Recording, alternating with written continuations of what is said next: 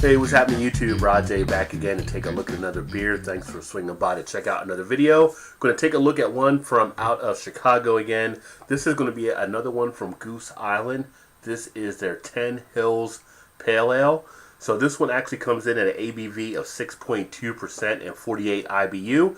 As mentioned on a few other episodes, you know, Goose Island is not fully considered to be that craft beer now company anymore because of the ownership issue. They have sold out a pretty good amount of stake into Anheuser-Busch, but they still make some good beers, so I like to check them out and still enjoy many of their beers. So I kind of just call them kind of a crafty beer, which is kind of a term being thrown around out there for brewers that may not be the full craft beer description and kind of haven't fully, I guess you could say, sold out. But you know, if they make a good beer, I'm going to drink it, and Goose Island does that. So let's go ahead and get this one open and get it into a glass. And as mentioned, it is a pale ale, as you can tell by the name, and American pale ale. So we should have some nice flavor and notes of citrus and floral type arrangements in here. So go ahead and I get it into my glass, and it pours out a pretty large head. Actually came out to be about a 3 to 4 finger head there. You do have some great clarity, as you can see looking through the beer to the other side. Lots of carbonation taking place. Has a very nice color on it, very nice kind of that golden amber sunset type color, that nice deep orange gold type look. So very nice looking along those lines. Lively carbonation, really bubbles just streaming and building up into that head, and with the head itself. Head has a nice rockiness to it, some good foaminess. Looks to be a solid making head, some nice bubbles, some tight bubbles in there, some big ones, some small ones. So let's go ahead and get an aroma.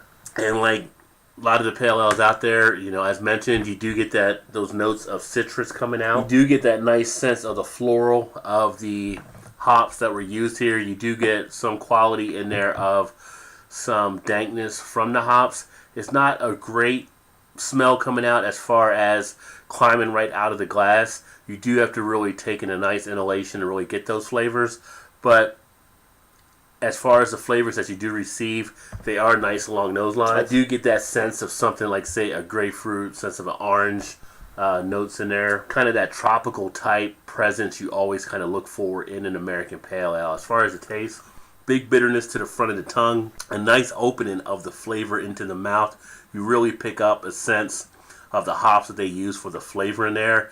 You get that fresh bouquet of that tropical type taste. You kind of pick up that tropical citrus type flavor in the mouth. Not getting too much to the back of the mouth, not getting too much to the middle of the tongue. Everything kind of stays to the front on this one.